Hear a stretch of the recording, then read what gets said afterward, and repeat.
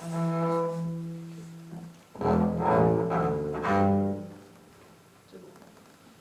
merci. Bonjour et merci. J'ai écrit un texte qui peut résonner avec cette journée. Je l'ai écrit après avoir écouté un podcast France Culture sur l'astronomie à 3h du matin. J'aimerais vous le lire, accompagné par mon ami Louis Frère à la contrebasse.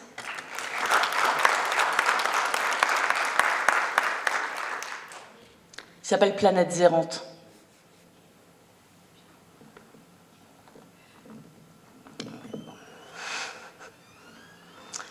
Dans le système cérébral de ma tête, les mots scientifiques sont considérés comme particulièrement poétiques. En philosophie, ces mots qui créent à ma place sont appelés des concepts. Voici leurs histoires.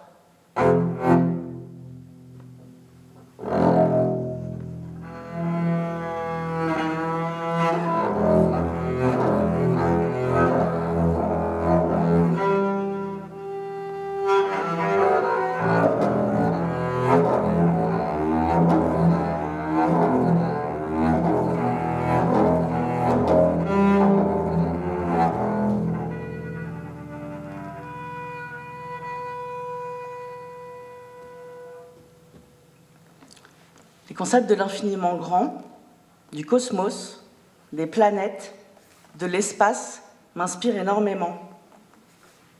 Ils m'ouvrent des portes infinies sur ce qu'ils pourraient vouloir dire ou représenter parce que je ne les maîtrise pas. Ils me font rêver à une vie humaine plus sensible. Tous ces mots qui définissent des principes qu'on retrouve à l'échelle cosmique s'appliquent aux humains, aux relations humaines et à ces cultures. Planètes errantes.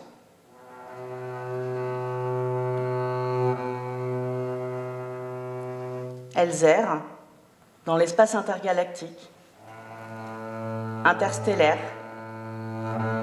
On les appelle les planètes ratées, les exclues. Elles ont été exclues par des galaxies, exclues d'un système gravitationnel dit normal.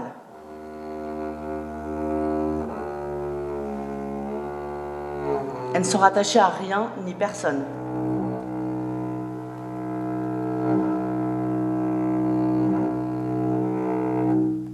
Il apparaît improbable de les rattraper. Il faudrait certes les capturer pour leur sécurité, les mettre en orbite, alignés, bien rangés.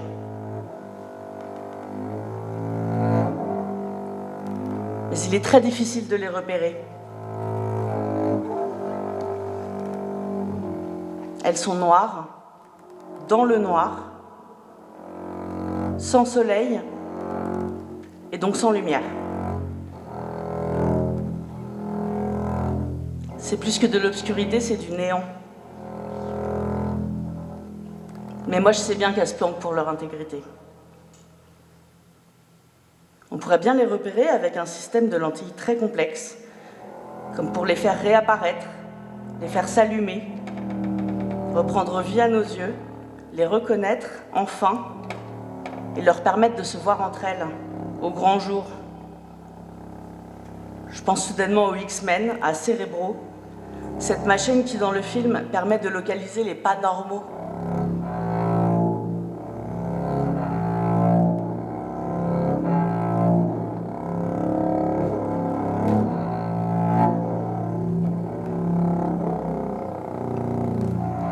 À la propension des personnes particulières à se connecter entre elles, sûrement une histoire de fréquence.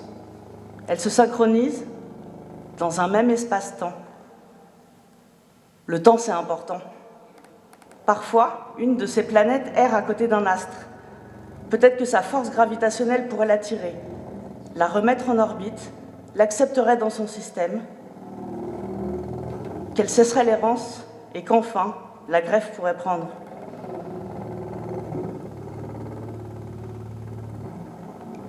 Mais souvent, c'est pas le bon timing. Ça ne suffit pas à grand-chose. Quelques kilomètres, quelques années-lumière tout au plus, un petit vent d'ouest, une brise, un léger trou noir. Une minuscule poussière d'astéroïde et hop, la voilà hors circuit à nouveau. Elle aurait eu sa chance. Alors elle reste, errante, éteinte, la tête en miettes, le chaos dans les os, des lambeaux de peau, pas de chair, juste de la pierre, des émotions plein le ventre, la peine au cœur, la douleur à l'épicentre, planète errante.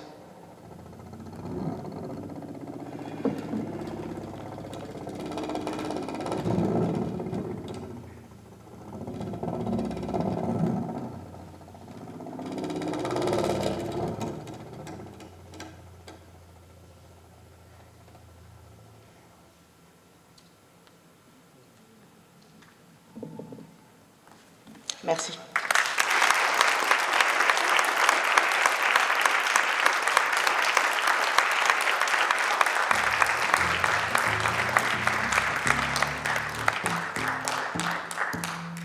Je vais lire un témoignage. Je remercie la personne à qui je l'ai adressé, la personne qui m'a donné envie de lui écrire ce texte, et les personnes qui ont rendu le fait que je le dise ici possible aujourd'hui, toutes.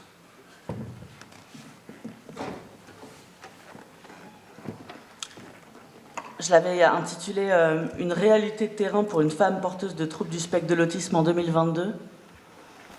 Puis finalement, j'ai changé. Ça s'appelle Des secteurs fermés à la liberté, mon parcours jusqu'à l'autisme. Je suis une femme, j'ai presque 37 ans, j'habite à Dieppe depuis 7 ans, après avoir habité à Vitry-sur-Seine, Bordeaux et Marseille. C'est à Dieppe, pourtant désert médical notoire, que je suis orientée vers un diagnostic de trouble du spectre de l'autisme, enfin. Après 35 ans d'errance, d'erreurs de diagnostic, 35 ans de ponte, de prise en charge en psychiatrie, à grands coups de médoc, de secteur fermé pour ma sécurité, pédopsie, psychiatre, psychologue, psychomote, ergothérapeute, et tous ceux qui travaillent comme ils peuvent avec les fous. Et j'emploie ce mot en connaissance de cause. J'ai été traitée comme telle pendant 35 ans, placée dans des hôpitaux de secteur, à côtoyer des collègues de psychiatrie, pas classés par ville de résidence, degré de sévérité ou symptômes, mais par ville de résidence, pardon. C'est à Dieppe, donc, en arrivant, que je trouve dans les pages jaunes une psychiatre en libéral. L'hôpital, je peux plus, c'est gratuit, mais c'est ghetto. Elle me dit d'emblée que ça va pas, que mon diag ne colle pas, elle me dit de faire des tests de QI. Je lui explique que non merci, déjà ça coûte une blinde. Déjà je suis folle, je ne vais pas cumuler les mandats. Une différence de plus, ça ne m'intéresse pas. Elle insiste, pour notre futur fils. Du coup j'y vais. Je le fais à Paris, je paye. Les résultats sont sans appel. Il me balance un chiffre apparemment élevé, comme si j'étais montée sur une balance. De là, la psychiatre de Dieppe m'envoie aussi dans un centre expert en psychiatrie à Créteil. Là, il me dit en effet que ça ne colle pas. Il m'explique que je porte depuis 10 ans une veste qui ne me va pas, que je prends les traitements qui vont avec, mais qu'en fait, c'est pas ça. Moi, j'y connais rien, mes parents non plus, mais les médecins l'ont dit. Des hommes de 50 ans en blouse blanche, je les ai écoutés du coup. Bien docilement, j'ai fait tout ce qu'on m'a dit. J'ai avalé les benzos, les neuroleptiques et toutes les autres armes chimiques. C'est à partir du chiffre, celui du QI, que je suis orientée vers l'autisme, enfin vers les TSA, les troubles du spectre de l'autisme. Je crois comprendre que Hans Asperger a fait des trucs pas clairs pendant la guerre et qu'on ne dit plus son nom. Mais pour savoir, il faut passer des tests neuro, inscription au CRA, le centre ressources de l'autisme, 2 ans de délai d'attente. J'ai l'impression d'avoir perdu du temps, d'avoir été sur les mauvais chemins. Hashtag Sofinco, hashtag Crédit Conso, 500 €, test neuro. Excusez-moi, je vais boire.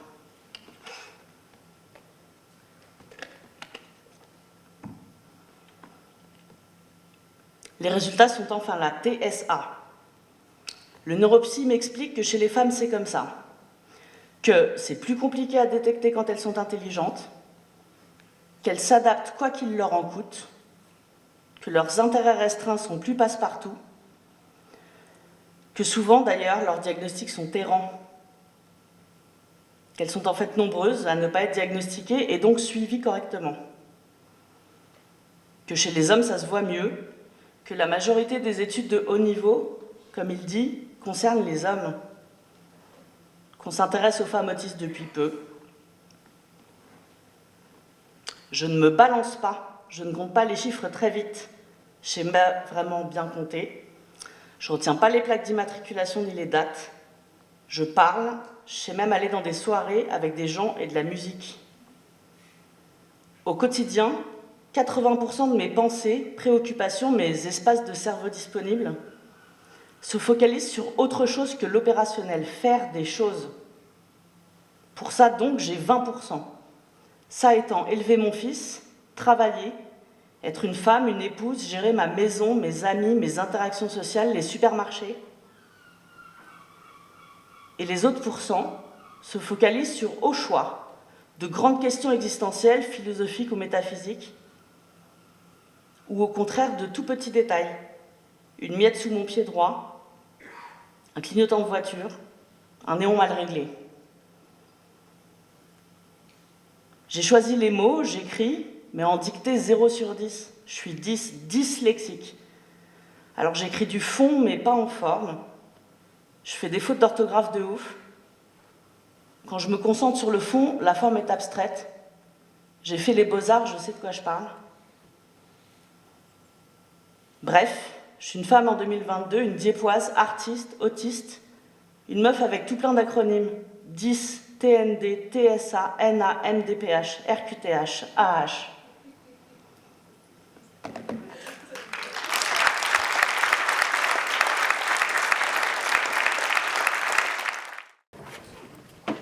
Et donc on va enchaîner les témoignages et je vous passe la parole pour commencer.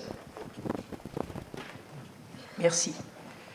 Je m'appelle Liliane Brunet, je suis la maman d'un garçon de 56 ans presque et je vais simplement témoigner de son parcours de vie. Philippe avait 6 mois lorsqu'un diagnostic de surdité a été établi. Malgré un suivi intense, appareillage, orthophonie, etc. sur plusieurs années, l'absence d'amélioration aboutit à un échec total, même dans la tentative d'intégration en établissement pour enfants sourds. Il fut accueilli en maternelle quelques heures par semaine, de 5 à 7 ans, mais Philippe fut en grande difficulté et la maîtresse aussi. Les premiers signes repérant des difficultés d'une autre nature apparaissent lorsqu'il a 6 ans et se confirment l'année suivante par le refus d'accueil dans des structures spécialisées sollicitées. À la suite d'un événement très inquiétant, je suis allée consulter un pédopsychiatre. Le diagnostic de psychose infantile type Kanner, c'était ça à l'époque, sera posé en novembre 1973. Il avait donc 7 ans et demi. Et la façon dont ça a été remis mérite d'être notée parce que les choses ont heureusement fort bien changé maintenant. Le psychiatre qui reçoit Philippe me remet sans un mot un courrier cacheté que je dois remettre à mon médecin traitant. Évidemment, la réaction première a été, dès que je suis revenue à ma voiture, d'ouvrir l'enveloppe. Et là, j'ai découvert diagnostic de psychose infantile précoce type Kanner. Je ne savais pas ce que c'était. Pourtant, je suis du milieu médical, mais il y a 50 ans, on ne parlait pas d'autisme comme aujourd'hui. Et donc, je me suis demandé ce que c'était, mais je me suis dit que ça devait être drôlement grave pour que le médecin ne m'en parle pas. Bien sûr, j'ai remis ce document-là à mon médecin traitant, qui était aussi démuni que moi. Donc, voilà, faute de conseils, je me suis demandé ce que j'allais faire parce qu'à cette époque-là, on n'avait pas tout l'accompagnement que l'on a heureusement. Et au passage, je remercie vraiment tous les professionnels de tout le travail qui a été fait depuis cette époque-là parce que se retrouver dans cette situation-là était quelque chose d'atroce. J'ai trouvé un IMP qui a bien voulu l'accueillir, mais ça s'est très mal passé. Philippe était entouré d'enfants, effectivement, tous en difficulté. Et l'autisme, on ne savait pas ce que c'était, donc trop de difficultés, ça n'a pas marché. Il devenait agressif. Et puis, suite à de nouvelles consultations, il a quand même été accueilli au Campi, c'est-à-dire le secteur pour enfants de l'hôpital psychiatrique. Et à ce moment-là, a été déjà commencé un traitement au Neuleptil. À l'âge de 16 ans, en psychiatrie, on passe dans le secteur adulte. C'était terrible autant pour lui que pour tout le monde, parce que là aussi, il n'y avait pas de prise en charge particulière, bien sûr. Ça a été un moment vraiment de grande panique. Et puis à l'âge de 20 ans, on devient adulte en secteur psychiatrique. Et ça a été quelque chose donc de très difficile. Enfin, je passe les détails, mais vraiment, ça a été compliqué. Je recherchais bien sûr un accueil pour lui. Toutes les portes se fermaient. C'était vraiment quelque chose de catastrophique. J'ai eu la chance de rencontrer une maman dont la situation ressemblait un petit peu à la mienne. Et on s'est demandé ce qu'on pouvait faire. Puisque toutes les portes étaient fermées, il fallait absolument qu'on fasse quelque chose. Il n'y avait rien. Et on s'est dit, on va créer quelque chose. On a créé une association qui a commencé par s'appeler Autisme 76 et qui est devenue Sésame Autisme Normandie. Des structures ont été créées. D'abord une structure pour enfants, pour 5 enfants, avec intégration scolaire. Déjà à ce moment-là, c'était en 1992. Et puis ensuite, on a créé un foyer d'accueil médicalisé pour les adultes, parce que là, c'était vraiment aussi très urgent. Et donc, mon fils est accueilli depuis janvier 1994 là. À cette époque, juste avant la création de ces établissements, nous avions fait venir un neurolinguiste belge, Théo Peters. Quelques-uns d'entre vous en ont peut-être entendu parler. Nous avons eu une formation sur une semaine. Et là, c'est la première fois que moi j'ai compris un peu ce qu'était l'autisme. On en a appris plus en une semaine que pendant toutes ces années. Et à partir de ce moment-là, effectivement, on a commencé à avoir des attitudes ou des comportements plus en rapport avec l'autisme. On sait bien, l'autisme, il faut faire table rase de toutes nos convictions, de toutes nos certitudes je vais dire, neurotypiques. Il faut tout remettre à zéro et puis apprendre à se comporter autrement. Et c'est à partir de ce moment-là que les choses ont commencé un petit peu à bouger. Donc, Philippe est entré à l'âge de 28 ans. Il y a beaucoup progressé grâce à la qualité de l'accompagnement. Je dois dire qu'il est né à une époque où l'autisme n'était pratiquement pas connu. Et la carence éducative précoce ne lui a pas permis de développer un potentiel réel qui s'est découvert tard, beaucoup trop tard. Il est aujourd'hui âgé de 56 ans et c'est maintenant le vieillissement qu'il convient d'accompagner. Donc, je ne sais pas si M. Jumel est parti, mais lorsqu'il a abordé le thème du vieillissement, ça m'a beaucoup touchée parce qu'effectivement, c'est une autre étape de la vie qu'il convient de traiter. Merci.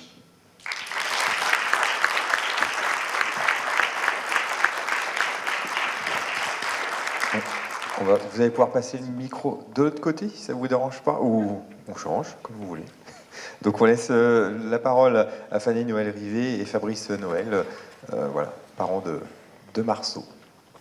Bonjour, je vais me présenter, je vais essayer de vous apporter un témoignage, je vais essayer de le faire le plus simple possible, même si ça ça risque d'être plus ou moins long. Donc, je m'appelle Fanny Noël Rivet, je suis mariée donc, à Fabrice Noël, qui est à côté de moi. Nous avons 2 enfants, ma fille Marthe, 12 ans, et mon fils Marceau, qui a 8 ans, et qui a donc été diagnostiqué avec un TSA à l'âge de 4 ans. Si je devais résumer un petit peu, j'ai eu une grossesse classique, un accouchement classique également. Marceau, je dirais, les premières années, a fait son petit bonhomme de chemin, dormait bien, mangeait bien, pas de problème majeur. Sauf qu'à l'âge de 2 ans et demi, j'ai commencé un petit peu à m'inquiéter parce que Marceau n'associait pas 2 mots. J'ai donc été voir mon médecin traitant en lui disant que ça me paraissait un peu étrange, et en faisant la comparaison avec notre fille, je me disais c'est bizarre, il y a quelque chose. Mon médecin me dit de ne pas m'inquiéter, qu'il ne fallait pas faire de comparaison. Facile à dire. Elle m'oriente quand même vers un ORL pour faire quelques tests auditifs qui ne révèlent pas de problème non plus. Bon, quelques semaines après, Marceau commence à parler. Donc, on se dit que tout va bien, on continue. Malgré tout, sa nounou et la crèche qui le suivait trouvaient que Marceau était un petit garçon un peu introverti, souvent à l'écart des autres. Bon. Marceau rentre à l'école. Là, les choses deviennent plus compliquées parce qu'au bout de quelques mois, on nous explique qu'il ne rentre pas dans les apprentissages, qu'il n'interagit pas avec les autres. Donc de là, on nous donne un rendez-vous avec la psychologue scolaire. On nous dit d'aller voir une psychologue. Bon, Marceau n'échange pas, ne parle pas. Et finalement, la maîtresse de Marceau de l'époque m'oriente vers une PMI. Et de la PMI, j'arrive vers le CANSP. Donc, peu de temps avant le rendez-vous, je vais quand même voir ce qu'est le CANSP. Et effectivement, c'est un début de coup de masse qui me tombe dessus parce que je commence un petit peu à comprendre. Malgré tout, voilà, les tests sont faits à l'école, les rendez-vous s'enchaînent et le diagnostic est posé. TSA modéré. Donc, l'effondrement. Tout un tas de questions. D'ailleurs, la première question que j'ai posée au docteur Garot, c'est qu'est-ce que ça va faire pour lui plus tard, comment il va évoluer, est-ce qu'il pourra continuer d'aller à l'école, est-ce que je vais devoir m'arrêter de travailler, est-ce qu'il va faire des études, est-ce qu'il va travailler, enfin voilà, tout un tas de questions. Et là, on m'explique que s'il a une bonne prise en charge, il peut y arriver, que le chemin, au lieu d'être en ligne droite, il risque d'être un peu sinueux, mais qu'il peut y arriver. Une bonne prise en charge, donc on va en parler, puisque je pense que c'est le combat de tous les parents qui sont là dans la salle. On est sans cesse en train d'attendre. Le mot liste d'attente, ça fait partie de notre quotidien. On est sur liste d'attente pour avoir un professionnel, un orthophoniste, un psychomote, une prise en charge par un CESAD, etc. Et on attend les notifications de la MDPH. Voilà. Ça, c'est le quotidien. Et comme on l'évoquait encore, je crois, la semaine dernière, on se disait que c'est pas normal, on est obligé de se battre pour faire reconnaître nos droits, les droits de nos enfants, et ça c'est insupportable. Après, ce sur quoi je voulais vraiment insister, c'est qu'en tout cas pour nous, ce qui nous a un peu aidé, parce que effectivement on avait tendance à se replier quand même sur nous à la suite du diagnostic, c'est l'AFE, puisque l'association des parents d'enfants autistes, on en avait parlé à la suite du diagnostic, et on nous donne tellement plein d'infos qu'on ne retient pas tout. L'AFE, pour nous, un jour, on a franchi le pas, un samedi matin, on y est allé, et je crois que c'était la première fois, enfin, en tout cas pour moi, où j'arrivais à parler librement, où j'arrivais à parler du diagnostic qui venait d'être posé, alors je pense que pendant des semaines et des mois, on n'arrivait pas à l'évoquer, même nous deux.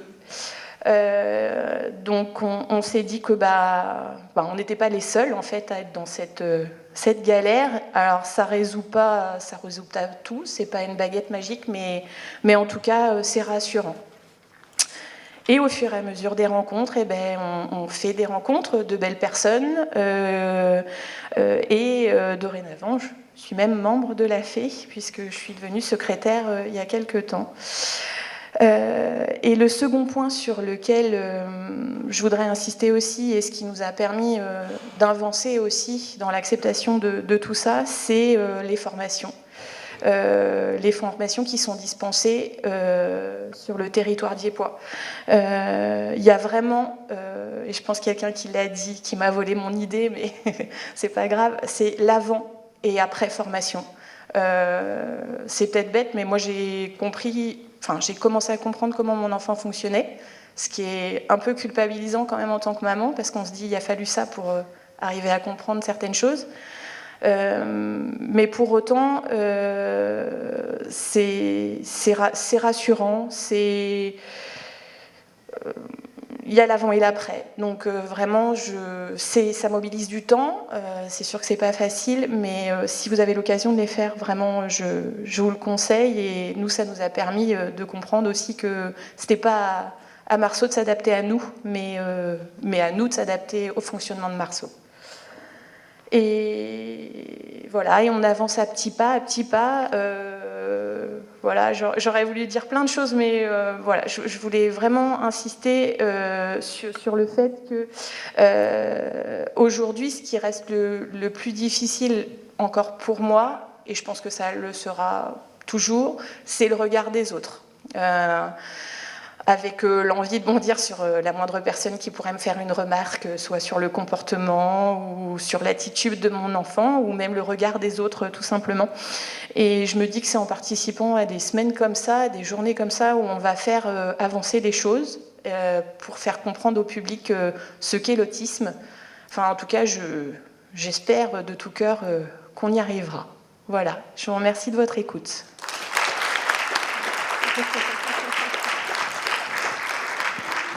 Je n'ai pas grand-chose à ajouter. Moi, au début, j'étais dans le déni complet, parce que mon médecin m'avait dit « T'inquiète pas, il n'est pas autiste. Ça va bien se passer, tu vas voir, ça va passer tout seul. » J'y ai cru, mais ça va le faire.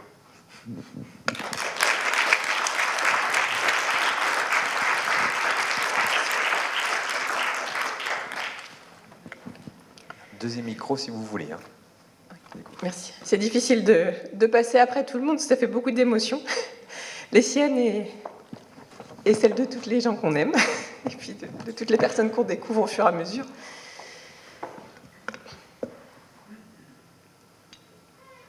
Alors, pour nous, l'histoire, elle a été un petit peu différente. Donc, on est en couple avec David, on a 2 enfants, donc Lila, qui a 11 ans, et Jade qui a aujourd'hui 4 ans et demi. On a eu un début très très compliqué, Jade a eu un début de vie très compliqué parce qu'elle est née avec des problèmes cardiaques et dès la sortie de la maternité, elle a été hospitalisée dans la foulée partout, à Dieppe, à Rouen, à Necker, au Havre. Elle a fait 2 malaises cardiaques. Elle avait des problèmes également à l'œsophage, en fait, dû à une allergie aux protéines de lait de vache qui a été découverte tardivement. Donc ça a vraiment abîmé tout son intérieur. Donc elle avait des sondes. Donc elle a eu vraiment une première année de vie compliquée. Et ça a un petit peu caché, ou en tout cas retardé, le diagnostic, même s'il a été posé tôt, parce que du fait de ses problèmes cardiaques, on ne pouvait pas l'habiller correctement. Enfin, on ne pouvait pas l'habiller du tout, même dès le départ. Elle était branchée constamment. Elle ne pouvait pas s'alimenter correctement non plus. Donc, côté alimentation, c'était compliqué. Côté sommeil, c'était compliqué aussi dès le départ, mais bon, étant donné qu'elle était branchée tout le temps, qu'elle était sondée aussi, enfin... On pouvait justifier des symptômes, si je peux appeler ça comme ça, par tout ce qu'elle vivait au quotidien. on a commencé à s'interroger à partir de 1 an, parce que c'est l'âge à partir duquel tout a commencé à rentrer un petit peu dans l'ordre. Donc côté cardiaque, côté œsophage, elle a commencé à marcher. Et là, elle était pleine de vie, vraiment. C'est une petite fille qui est joviale, qui est pétillante, qui rigole tout le temps, qui nous fait rire. Elle a une répartie incroyable. Donc au début, on était super heureux parce que clairement, on nous avait dit qu'elle pouvait mourir. Elle avait fait 2 malaises cardiaques déjà. Où du coup, le SMUR nous l'avait sorti toute nue sur l'autoroute, en pleine nuit. Voilà, on a vraiment vécu des choses dures. Et du coup, quand on l'a vue pleine de vie, on était contents. Parce que clairement, on n'avait jamais pensé pouvoir vivre un jour ces moments-là. Donc au début, c'était de la joie.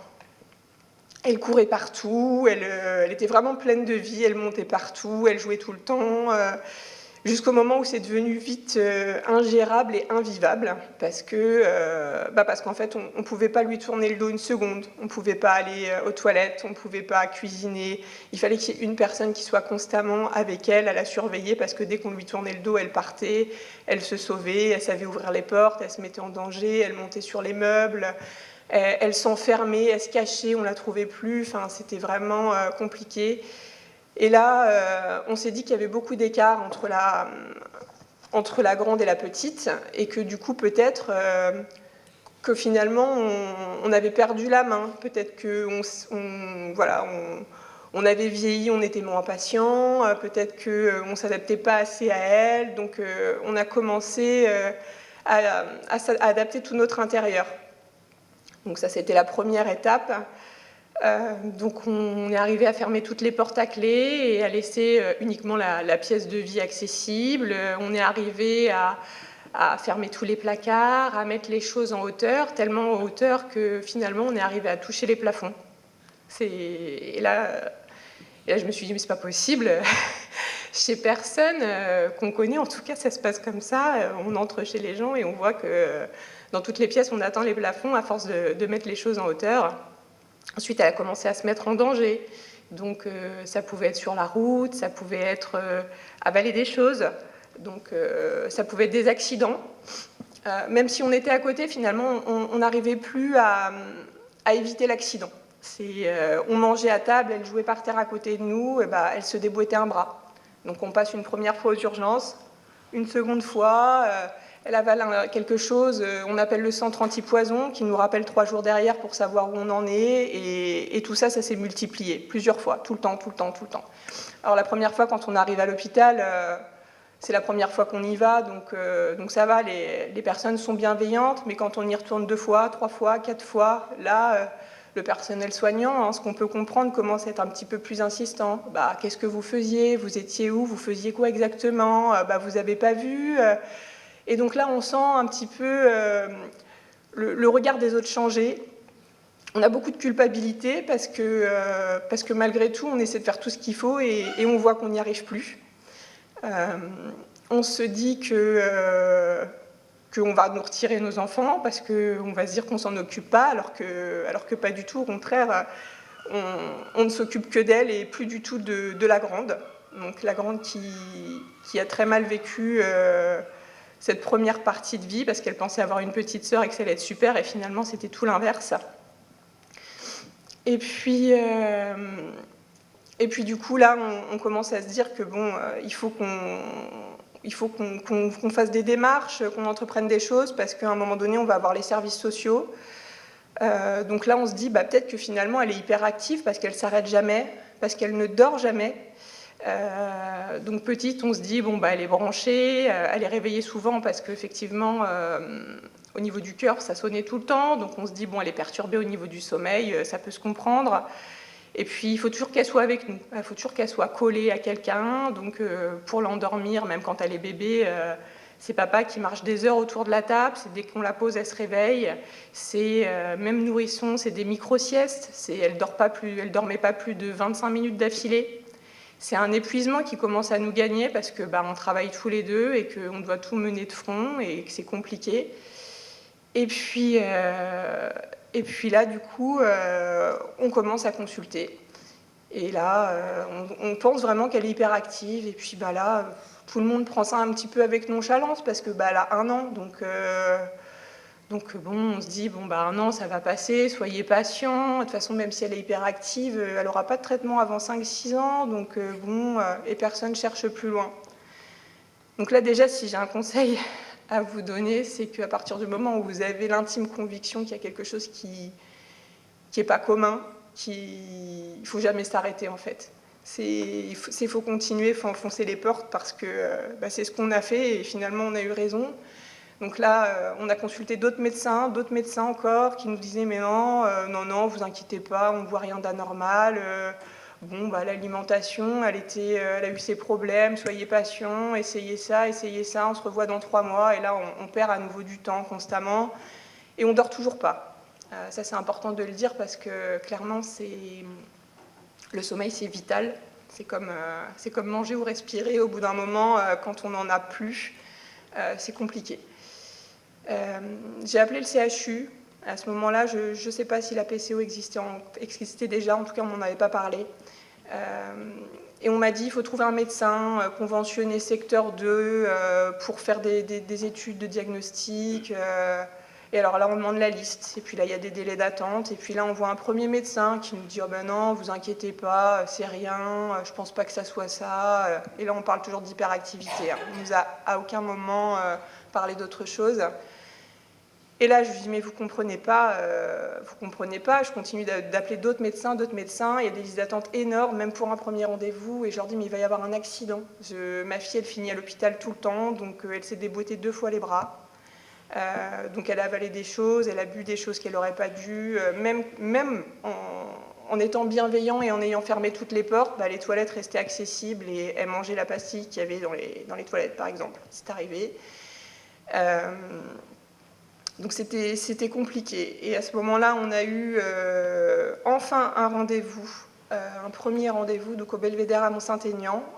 On a expliqué tout au médecin qui nous a reçus, qui a été vraiment très à l'écoute et bienveillant. C'est la première fois qu'on avait l'impression d'être entendu et pas juste écouté. Cette personne a appelé tout de suite le CAMS à Dieppe et nous a fait un courrier. À partir de là, ça a été très rapide. Donc on a vu ce médecin le lundi, le vendredi, on était reçus au CAMS. Et donc le docteur Garot est resté avec Jade pendant 2 heures. Elle nous a posé beaucoup de questions. Et au vu de ce qu'elle a vu de Jade pendant ce premier entretien, elle nous a dit à la fin du rendez-vous, vous pensez que votre fille, elle a quoi? Donc on lui a dit, nous on pense qu'elle est hyperactive. Et là elle nous a dit, non, votre fille, elle a un trouble du spectre de l'autisme. On va faire les bilans, mais on était convaincus en fait. À partir de là, on s'y attendait pas. On a été, je dirais, sidérés. Je suis quelqu'un qui parle beaucoup. D'ailleurs, on va dormir là ce soir. mais à partir de là, j'ai eu aucune question. C'était le blanc total parce que je m'y attendais pas, parce qu'à aucun moment j'avais pensé à ça. J'étais persuadée qu'elle était hyperactive. Et on est sorti ce vendredi soir du rendez-vous. Démunis, je dirais. Soulagés parce qu'on avait enfin un mot sur quelque chose, mais démunis parce que à ce moment-là, on ne savait pas du tout ce qu'était l'autisme. Pour nous, l'autisme, c'était quelqu'un qui ne parlait pas, qui se balançait, et ça s'arrêtait là. Ce premier week-end, on est rentré sans information. Tout à l'heure, le docteur Rosier disait qu'il y avait des plaquettes qui pouvaient être remises. À ce moment-là, on n'en avait pas eu. Et c'est vrai qu'on n'a pas posé de questions parce qu'à ce moment-là, on n'en avait pas. Donc j'ai passé mon week-end sur Internet à regarder un petit peu ce qu'était l'autisme. À ce moment-là, quand on a le diagnostic, l'acceptation est très très difficile parce que déjà il y a la méconnaissance de la chose. Et à partir du moment où on l'accepte, je dirais que moi il m'a fallu le week-end et après je me suis dit c'est bon, on y va quoi. Maintenant on sait ce que c'est, on n'a pas le choix de toute façon. Donc c'est comme ça, mais il faut savoir que c'est un tsunami. Le terme était bien trouvé par le docteur Rosier parce que l'acceptation, c'est pas la même pour tout le monde. Donc pour ma part, ça a été rapide. Pour David, ça a été un petit peu plus compliqué. Il était un petit peu dans le déni, comme Fabrice. Ça a duré de longs mois, donc ça crée un déséquilibre familial. C'est pas un reproche, hein. C'est c'est pas un reproche, mais après c'est normal, hein, on est humain, on prend pas tous les choses de la même manière. On n'est pas, même si ça veut pas dire qu'on n'est pas affecté pareil, ça veut juste dire que il faut le temps pour chacun, pour chaque chose. Et à partir du moment où on l'a accepté tous les deux, il a fallu le faire accepter par nos proches. Donc ça, c'est une deuxième marche compliquée parce que pour nos proches, c'était pas possible, c'était impossible. Et dans la famille du coup de David, il y a des personnes qui sont dans le médical et qui nous disaient mais non, mais c'est bon, c'est pas ça, c'est la mode en ce moment. Tous les enfants sont autistes, donc du coup ça remet pas un doute sur le diagnostic, mais ça met quand même des doutes dans la tête. Enfin, ça met de l'espoir finalement. On se dit bon, peut-être que c'est pas ça. Mais finalement, oui, c'était ça. Et à ce moment-là, je vous parle de ça, mais on était vraiment dans le creux de la vague parce qu'il faut dire les choses.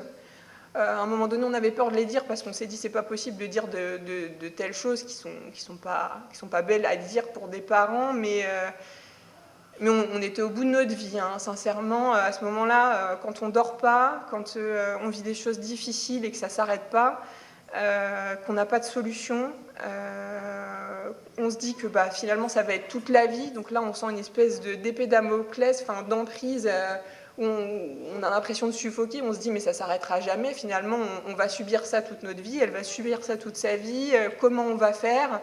Et là, le début du questionnement commence. Donc moi, j'étais plus dans des questions immédiates, à savoir qu'est-ce qu'on peut faire maintenant ? J'étais plus du tout dans la projection. David, lui, il était complètement dans la projection. Il n'était pas sur le moment présent, il était vraiment sur l'avenir. Est-ce qu'elle va pouvoir travailler ? Est-ce qu'elle va pouvoir avoir une vie normale ? Donc voilà, on n'avait pas les mêmes inquiétudes, en tout cas au même moment. Il faut savoir qu'il y a un gros impact sur la vie sociale. À ce moment-là, quand on ne dort pas, qu'on travaille, on n'a plus de vie sociale. On n'a plus de vie de famille parce que là commence le début des prises en charge. Et du coup, on se focalise sur l'enfant qui a un handicap et on n'a plus le temps pour les autres enfants.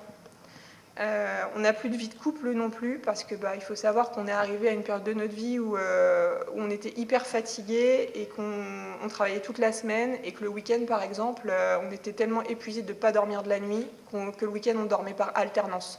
Donc, c'est-à-dire qu'on dormait par 2 heures, donc par roulement toute la journée, on ne se voyait plus du tout. Donc, on passait aucun moment avec la grande et on dormait tout le week-end comme ça et on enchaînait la semaine de travail.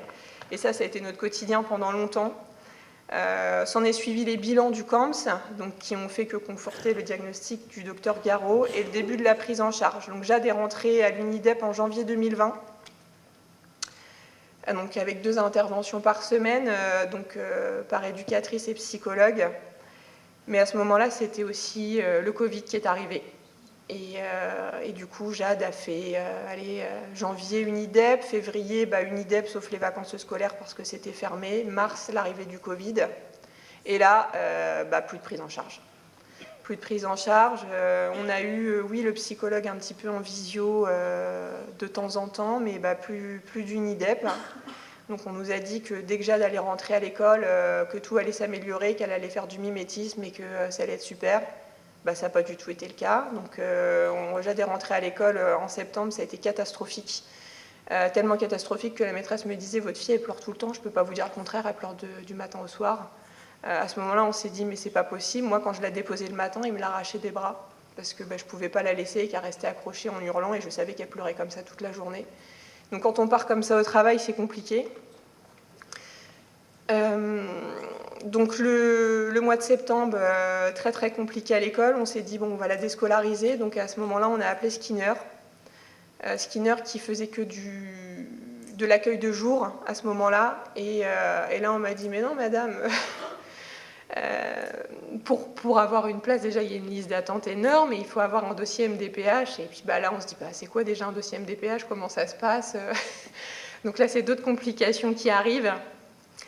Et puis, on nous avait dit également que Jade allait rattraper l'UNIDEP, toutes les séances qu'elle avait ratées finalement à cause du Covid, parce que l'établissement était fermé.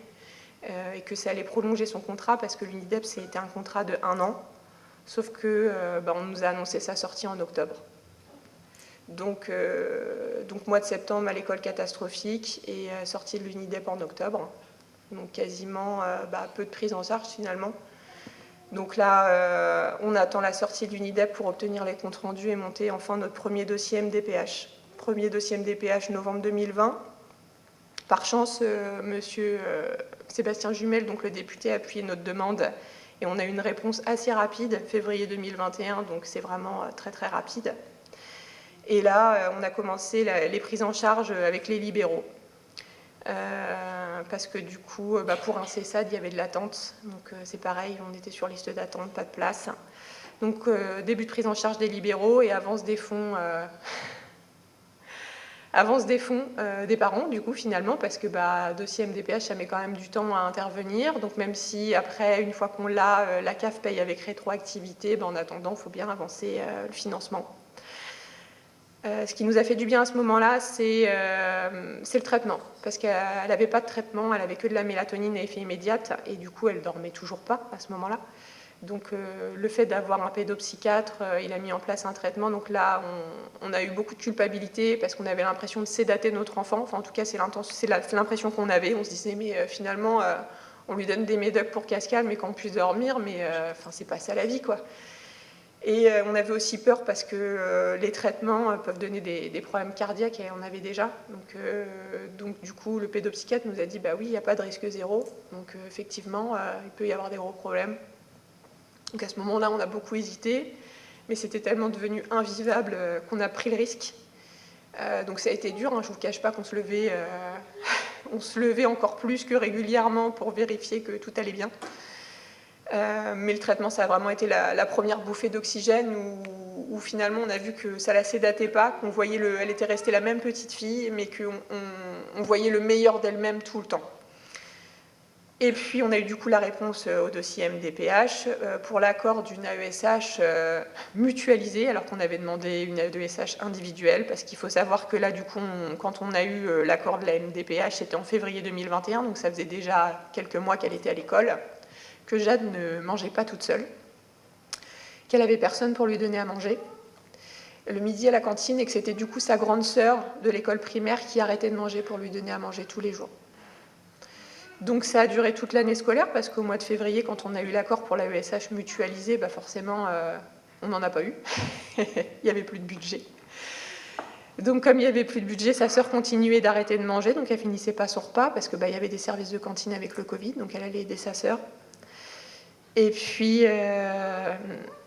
du coup, on a fait un recours à la MDPH pour avoir une AESH à temps plein, parce qu'à ce moment-là, on n'avait pas d'AESH, mais on avait déjà eu l'accord. Et puis, c'était le début de notre bataille administrative. Donc là, on a commencé les recours, les démarches contre le PIAL, pour avoir quelqu'un. Donc, ils nous ont annoncé qu'ils n'avaient plus de budget.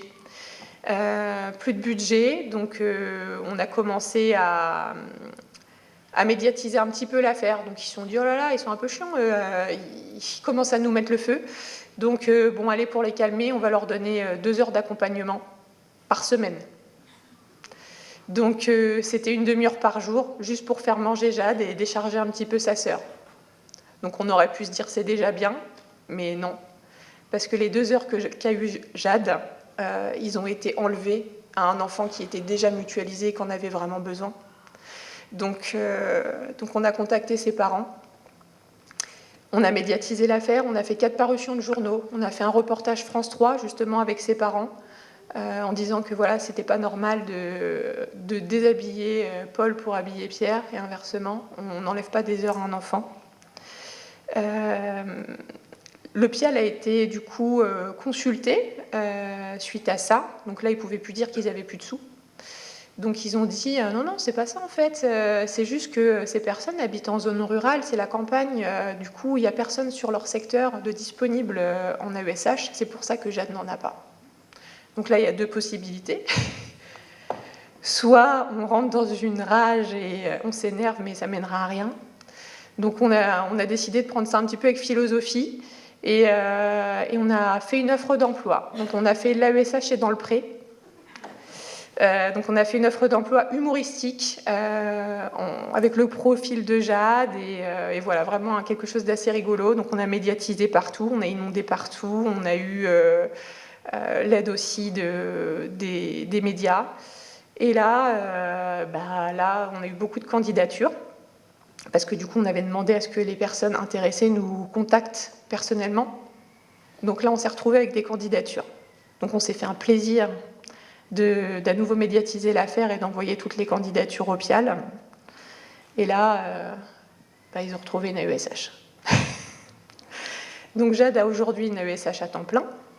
Sauf que du coup, on nous a dit « Ok, d'accord, on va vous donner une AESH à temps plein, mais par contre, on vous enlève le temps de cantine. » Donc là, on l'a vécu comme une punition. On s'est dit « Mais c'est pas possible, ils en font exprès. » Et oui, je pense qu'ils en font un petit peu exprès. Donc, du coup, AESH temps scolaire, mais ils lui ont retiré le temps de cantine alors qu'elle ne pouvait pas manger toute seule et qu'ils le savaient. Donc là, ils nous ont dit non, finalement, c'est pas à nous de payer, c'est aux collectivités de payer le temps méridien. Donc, on a dû à nouveau faire des démarches auprès du maire du lieu de l'école pour obtenir, du coup, la prise en charge de cette partie financière. Donc on a eu la chance que le maire de Taute soit vraiment super et qu'il nous ait dit il n'y a pas de souci, il faut payer, on va payer. Donc Jade a aujourd'hui une AESH à temps complet, toute la journée, plus sur le temps méridien. Donc on a l'immunité, on a le collier d'immunité pendant 2 ans là, donc jusqu'à la fin de la maternelle et puis après on va recommencer. Mais malgré tout, à chaque ESS, même s'il y a tous les praticiens qui viennent, même si on a la notification MDPH, on a toujours le sentiment, le ressenti, et puis on nous dit Jade, finalement, ça se passe bien à l'école. Oui, ça se passe bien parce qu'elle a une AESH. Donc là, on nous dit on pourrait peut-être la retirer, on n'en a peut-être pas forcément besoin. Là, je me fais un petit peu provocatrice et je leur dis non, là, après tout ce qu'on vient de vivre, on ne va pas la retirer maintenant parce que demain, sinon, je suis en haut de la grue, quoi. Donc non. Donc sinon, notre quotidien aujourd'hui, c'est en plus d'être parents c'est difficile, mais parents tout simplement, c'est difficile. Parents d'enfants atypiques, c'est encore plus difficile, mais on est aussi éducateur, psychologue, infirmier, chauffeur, avocat, secrétaire, recruteur. On n'a pas de répit par manque de temps, par crainte aussi, parce que le répit existe, mais par crainte, on avait la crainte de la laisser, parce que elle était petite et on a toujours l'angoisse, on sait qu'elle a du mal à s'adapter, et ça c'est quelque chose sur lequel il va falloir peut-être qu'on travaille aussi, mais voilà. Notre quotidien aujourd'hui, c'est de tout négocier. C'est de négocier l'habillage, c'est de négocier le fait de manger, c'est de négocier la douche, c'est de négocier les dents, c'est de négocier le traitement, c'est ça.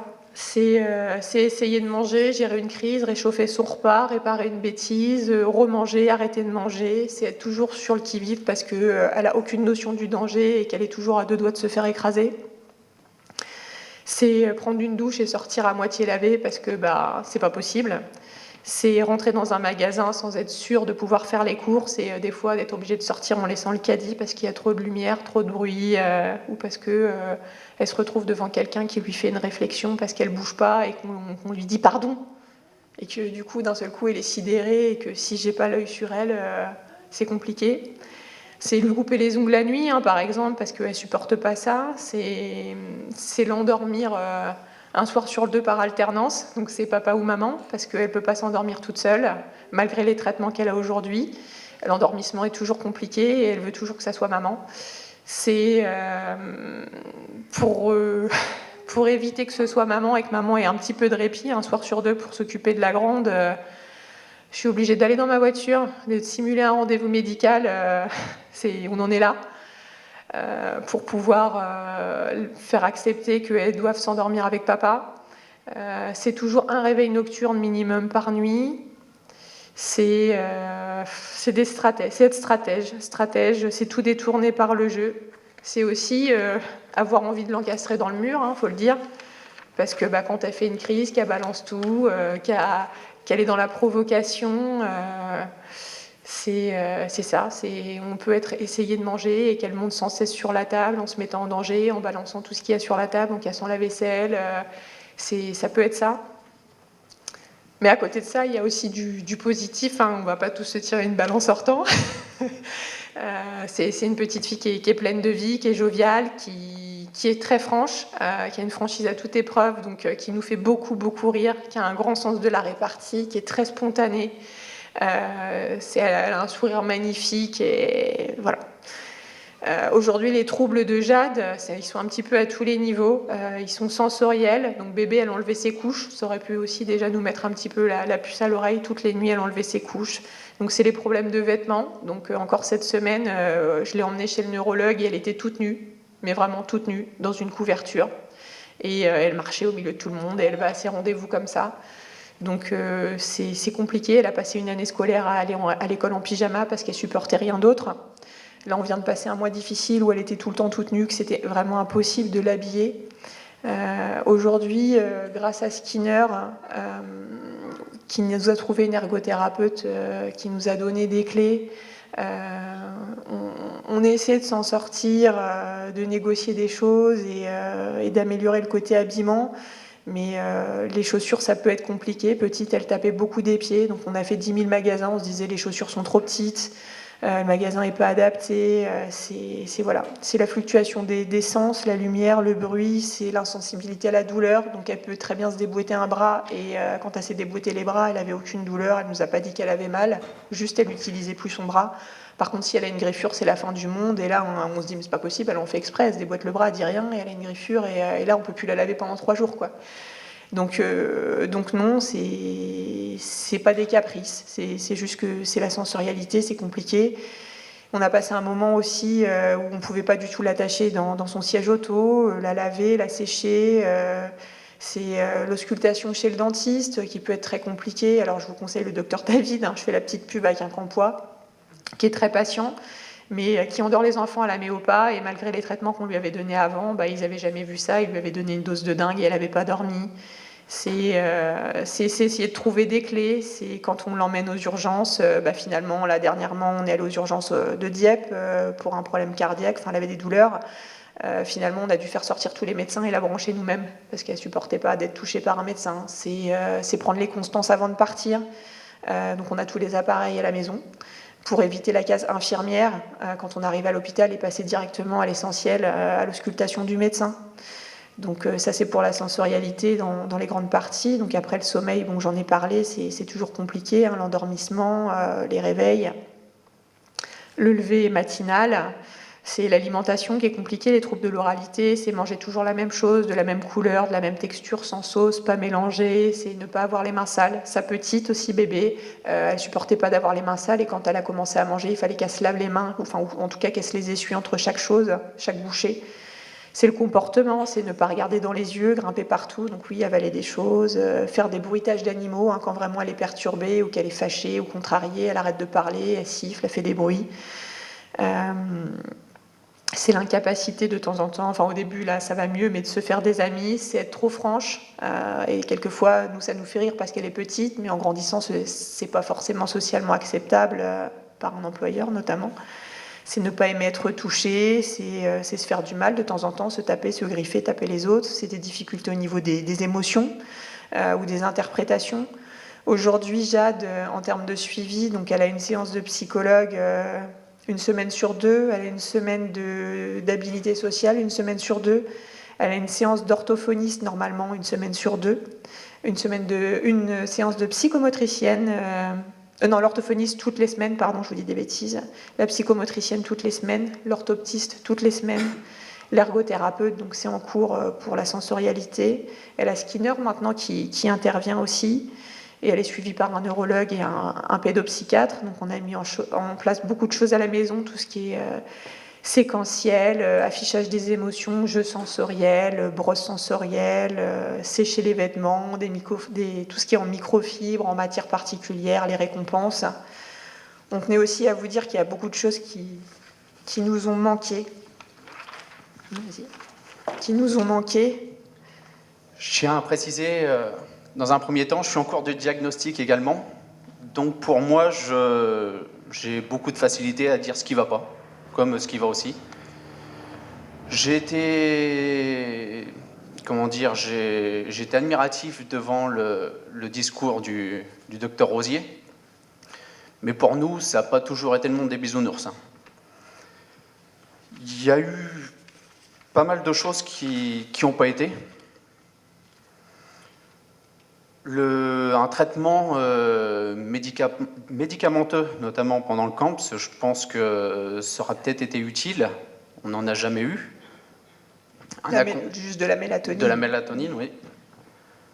Un accompagnement après le diagnostic, on n'en a pas eu. Un suivi après le camps. On a eu le sentiment que le camps, pour nous, après, ça a été une porte qui s'est fermée et on s'est un peu débrouillé. On aurait aimé également avoir un suivi psy pour la famille, parce qu'on travaillait toute la semaine, on ne voulait pas aussi quitter le travail, on voulait avoir une vie en dehors du handicap. Un répit pour la fratrie, la grande sœur en souffre énormément. Une aide dans les démarches, la lourdeur administrative, le délai de traitement MDPH qu'on dit depuis le début de l'après-midi, le délai d'exécution des notifications MDPH, la liste d'attente énorme pour les praticiens et pas savoir vers qui se tourner, le coût financier et aussi le manque de place, le manque de place ou de disponibilité sur le secteur fait qu'on a été amené. Donc pour la petite histoire, Jade avait un pédopsychiatre qui malheureusement a été radié de l'ordre. On s'est retrouvé du jour au lendemain sans pédopsychiatre. On n'en a pas trouvé. On était sur liste d'attente partout, donc on n'avait pas de suivi, plus de suivi pour le traitement de Jade alors qu'elle avait un lourd traitement. Donc on a été obligé d'aller sur Paris. Donc maintenant pour le pédopsychiatre, on est obligé d'aller sur Paris. L'ergothérapeute, du coup, pour trouver une ergothérapeute disponible et qualifiée sur le côté sensoriel, c'est compliqué. Donc du coup, on va sur Bernay. Donc voilà, on fait quand même des kilomètres en fait. Donc là, c'est ce qui nous a un petit peu mis en difficulté, mais il y a aussi des choses qui nous ont aidés et qui nous ont sauvés, je dirais, parce que clairement, sincèrement, ça a été les montagnes russes et on s'est retrouvés beaucoup dans le mal. Et aujourd'hui, on n'a plus peur ni honte de le dire, parce que je pense qu'il faut dire les choses. À un moment donné, on ne peut pas vivre. On se retrouve tous seuls une fois qu'on a eu le diagnostic. À un moment donné, on a tous un moment de flottement. Et ce moment de flottement, il peut être grave. Parce que nous, en tout cas pour notre cas, on a pensé au pire. Parce que sincèrement, on n'avait plus de vie, on ne trouvait plus d'intérêt à notre vie, on n'avait plus rien d'agréable et tout était compliqué. Et sincèrement, on aurait pu vraiment se foutre en l'air. Ça a été vraiment une étape compliquée. Donc on a plus, en tout cas pour ma part, j'ai eu un suivi psychologique qu'on a fait de notre côté parce que du coup, on n'a pas eu d'aiguillage. Mais ce qui nous a beaucoup aidé, c'est l'adhésion à des groupes sur les réseaux, c'est de trouver des personnes qui vivent la même chose que nous. C'est la Fée, où je me suis rendue, du coup, qui a fait beaucoup de bien. C'est de rencontrer des personnes qui ont vécu la même chose que nous, qui nous a beaucoup aidés. Et notamment à reprendre une vie sociale, parce qu'à ce moment-là, on n'en a pas, on n'en a plus. Et de commencer à reprendre une vie sociale avec des personnes qui vivent la même chose et qui sont sans jugement, c'est quelque chose qui rassure et qui permet de reprendre confiance. Donc c'est vraiment super important. C'est le groupe de parents. La psychologue qui suit Jade a fait un groupe de parents. Donc on peut aussi... on se rencontre régulièrement. C'est de garder une activité professionnelle, même si je ne vous cache pas que ça n'a pas été tous les jours facile, de ne pas dormir, de vivre toutes ces choses, qu'on me l'arrache des bras et de devoir quand même aller travailler. Il y a plus d'une fois où j'ai fait le trajet en pleurant. Heureusement, j'ai beaucoup de routes. J'ai le temps de me calmer. C'est aussi... alors, on n'a pas fait toutes les formations, mais on a fait une formation justement sur les proches aidants. qui permet aussi de faire de belles rencontres. C'est les événements comme aujourd'hui qui fait qu'on rencontre, on se re-rencontre, on crée des liens, on crée du surlien, il y a vraiment des affinités qui se créent et ça fait vraiment du bien. Et paradoxalement, ce qui nous a fait aussi du bien, parce qu'il faut quand même trouver du positif dans ce qui nous arrive, parce que sinon on ne s'en sort pas. Jade, elle a été diagnostiquée autiste, ok, mais c'est pas la fin du monde. Finalement, on n'est pas les seuls, il y a plein d'autres personnes dans notre cas. Ce qui s'est passé, c'est que ça nous a fait évoluer finalement. Le positif de tout ça, c'est que en fait, on était pris dans le cours de la vie de tout le monde. On était dans le rendement, dans toujours trouver un poste mieux rémunéré, plus avantageux, plus intéressant. En fait, on était toujours dans le plus, et finalement, on passait à côté de notre vie. Et le fait que Jade ait ce handicap, clairement, ça a fait voler tout ce en quoi on croyait, toutes nos convictions, toutes nos certitudes, toute notre projection. Finalement, ça a permis de prioriser ce qui était le plus important pour nous. Et d'un seul coup, ça a mis un stop vraiment à tout. Et on est reparti sur de bonnes bases. On a eu la chance, parce qu'il y a beaucoup de parents d'enfants autistes qui traversent des difficultés de couple. Et il y a beaucoup de parents qui se séparent, et du coup des familles qui se retrouvent monoparentales à vivre ce genre de choses. Seules en plus, c'est difficile. Donc on a eu la chance d'avoir la même perception de la chose et de revoir ensemble les priorités et d'être d'accord sur ce qu'on attendait du coup de la vie. Donc aujourd'hui, clairement, on a une vie simple, on a arrêté d'être carriériste, on se contente de ce qu'on a, on cherche le positif parce que finalement il y en a. Mais voilà, c'est vraiment ce côté-là, de reprioriser notre vie, et ça nous a rendu plus cool, plus sociable. C'est pas qu'on l'était pas avant, mais on est plus à l'écoute des autres. Et finalement, aujourd'hui, c'est ce qu'on recherche, parce qu'on a tellement été dans le mal, et finalement, on nous a tendu la main. Enfin, des gens qu'on ne connaissait pas nous ont aidés, et aujourd'hui, notre souhait, c'est de sensibiliser à l'autisme, à la différence, à l'inclusion, au handicap en général, mais c'est aussi, et surtout, d'être pour d'autres personnes qui traversent des difficultés comme celles par lesquelles on est passé. Donc c'est d'être pour ces personnes ce que d'autres ont été pour nous à un moment donné dans notre vie où vraiment on était au fond, quoi. Voilà.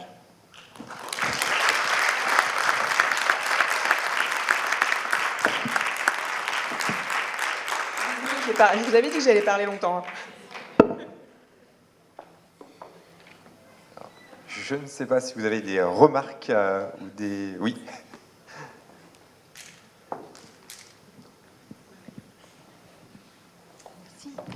Alors moi, je suis la grand-mère d'un enfant autiste. Ma fille a le Covid, c'est pas de chance.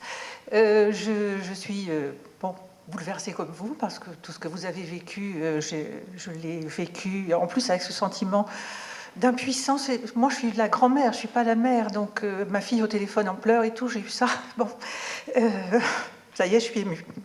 Bon, à part ça, il va falloir que je prenne sur moi. Stéphane a aujourd'hui 13 ans. Il est en collège. Et j'ai envie de vous dire, lâchez rien, lâchez jamais rien, parce que ça continue en collège, avec le collège.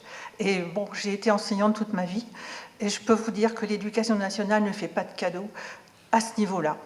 Voilà, pour l'instant, alors Stéphane a été diagnostiqué en maternelle, il a eu une AESH formidable, qu'il avait 12 heures par semaine, ça s'est très très bien passé, j'ai eu un petit garçon épanoui, bon, tout ce que vous pouvez dire, on connaît, hein, les petites tics, les petits trucs qu'il y a, la nourriture partagée, les vêtements et tout, bon, on a eu ça. Mais ça, c'est rien, c'est une richesse, ces gamins-là. On a appris à vivre avec lui, à le comprendre, à savoir réagir avec lui, puis à avoir une connivence avec lui, parce que, voilà. Mais arrivé au collège, il avait son AESH 12 heures par semaine, en 6e, et puis on a trouvé qu'il n'était pas assez autiste, en fait. Voilà, les profs ont trouvé que ce petit garçon-là, il était calme en classe. Il ne faisait pas de bruit, il est intelligent, il n'a pas de déficience intellectuelle, donc il travaille bien. Il travaille bien grâce à son AESH qui faisait un boulot fantastique, qui reprenait les consignes, qui les séparait parce qu'il avait besoin de choses, que les choses viennent une par une. Donc voilà, ça se passait bien, mais ça se passait tellement bien que au Givasco, voilà, on lui a dit ça va bien, la MDPH a dit plus d'AESH. Donc il s'est retrouvé en 5e sans AESH. Il a écrit lui-même une lettre. Alors, il y a tout le dossier. Vous connaissez le parcours du combattant, les nuits sans sommeil où on se dit est-ce que j'ai bien fait là. Et l'AESH était partie. Elle n'était pas nommée au départ. Elle était dans le même établissement que lui, mais elle n'avait pas le droit de l'approcher. Parole du principal. Elle ne doit pas approcher votre fils. Donc voilà, il n'a toujours pas d'AESH, donc redossier, recommencer, ESS, etc. Alors il y a des petits détails comme ça qui vous montrent que les choses sont terribles au collège. C'est l'ESS, il y a le compte-rendu des profs. Parmi les profs, il y a ceux qui comprennent, ceux qui savent et qui ne veulent pas comprendre. Il n'est pas autiste, c'est tout. Et il y a aussi l'avis des parents. Alors, petit détail concret, l'avis des parents... le reste était en police 12 dans le compte-rendu. L'avis des parents était en police 5. Voilà, illisible. Bon, je vais passer là-dessus. On recommence donc là tous les dossiers. Mais ce que je voulais dire aussi, et c'est madame qui l'a dit, le regard des autres est terrible. C'est-à-dire que ma fille, chaque fois qu'elle se bat, elle fait comme vous, elle se bat. Et alors, elle est toute seule, elle, malheureusement. Et chaque fois qu'elle vient au combat, qu'elle en demande, qu'elle veut argumenter, on lui dit « Mais madame, ce que vous faites là, vous le faites au préjudice de votre fils. C'est vous qui n'allez pas bien. » Voilà, on en est là. C'est dur. Oui, c'est dur. Alors, elle se blinde. Moi, vous voyez, ça me laisse pas indifférente, c'est ma fille. Elle se blinde. Elle a entendu des tas de choses. Les autistes, forcément, les parents sont alcoolos. Ah. C'est une formation de l'éducation nationale qu'elle a suivie, elle, parce qu'elle est aussi instite. Elle a dit, tiens, moi, je vais le faire, parce qu'elle a aussi des enfants autistes dans sa classe. Voilà, ou c'est des cassos. Il ne faut pas demander. Oui. Elle a entendu ça de collègues. Elle dit, j'ai fini en larmes, je suis partie, c'est horrible. Alors le regard des autres, oui, est très important, et je crois qu'on a tous intérêt à travailler pour que ce regard change. Oui, merci beaucoup. Le regard est très important, mais il y a aussi, après, le monde de l'autisme, c'est un immeuble qui vous tombe dessus, mais après, on rencontre aussi des super personnes. Il y a Mathilde, par exemple, qui nous a donné plein de clés. Et du coup, on oublie le regard et puis on passe à autre chose et puis on va y arriver. Donc, merci. J'ai un petit truc à rajouter, moi, là-dessus. Mathilde, c'est l'éducatrice de Marceau qui travaille au CESAD et qui a fait l'intervention sur les formations des proches aidants. Bravo, Mathilde. J'ai un petit truc à rajouter sur ce que vous aviez dit. Nous, on a eu plusieurs réflexions de... Elle est autiste, pourtant, ça ne se voit pas. Ça, tout le monde l'a eu. Je vais donner une image que Fanny aime bien. C'est la bouteille de coca.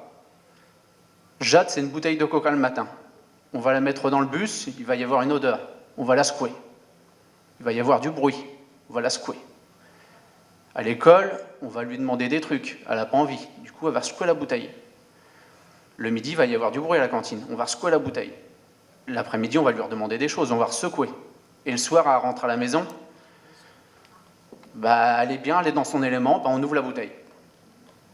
Et c'est là, c'est à ce moment-là que ça se passe très bien à l'école, comme nous, ça se passe relativement bien. Mais si on retire l'AESH, à la maison, ça ne sera pas possible. Tout à fait.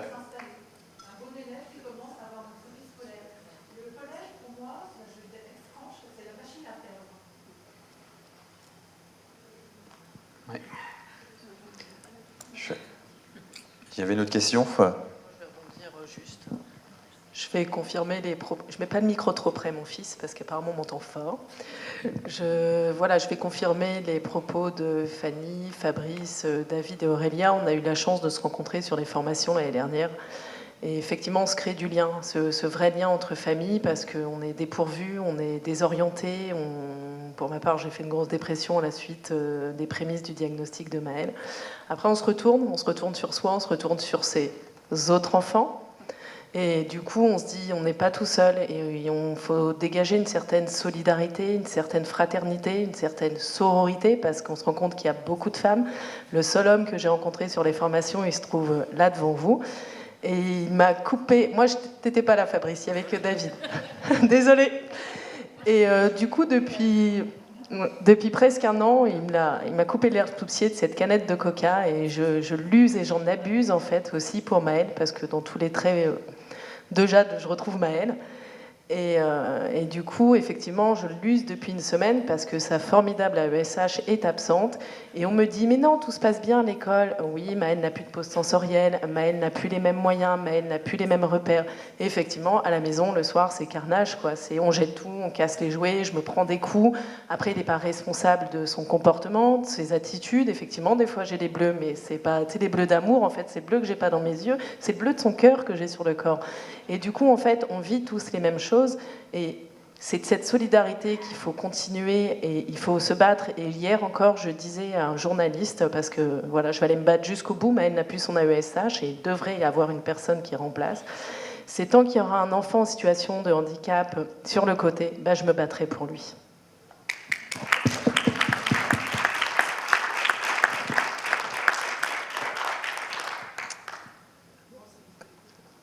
Avez-vous une autre remarque parce qu'il est presque 18h, l'heure de clôturer peut-être.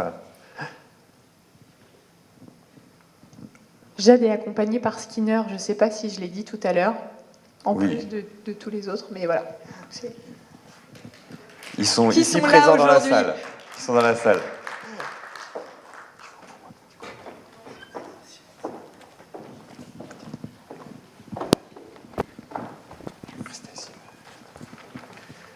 Alors pour clôturer cette journée, on voulait remercier tous nos intervenants qui ont pu faire des témoignages très denses, émouvants, difficiles. Donc voilà, et je vais laisser le mot de la fin à Emmanuelle.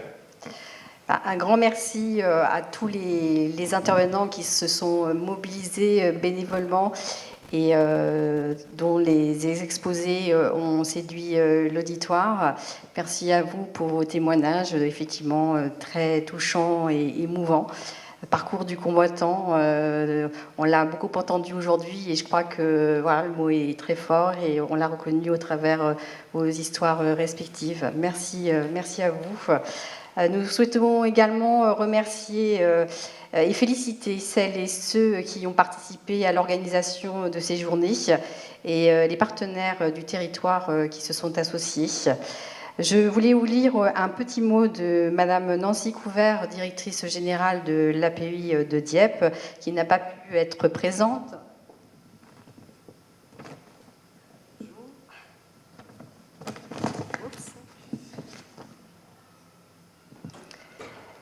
Quand Charlotte Pouchin, coordinatrice, a sollicité le comité de pilotage autisme de notre association pour organiser une action lors de la journée de l'autisme, personne n'avait imaginé un tel programme. Malgré les conditions climatiques, la première semaine Tous en bleu pour l'autisme est un succès. Celui d'avoir répondu présent, d'être tous ensemble. Personnes en situation d'autisme, famille, professionnels, collectivités, réunis pour la même cause. Merci à toutes et à tous et à bientôt pour construire ensemble l'édition 2023. Bravo.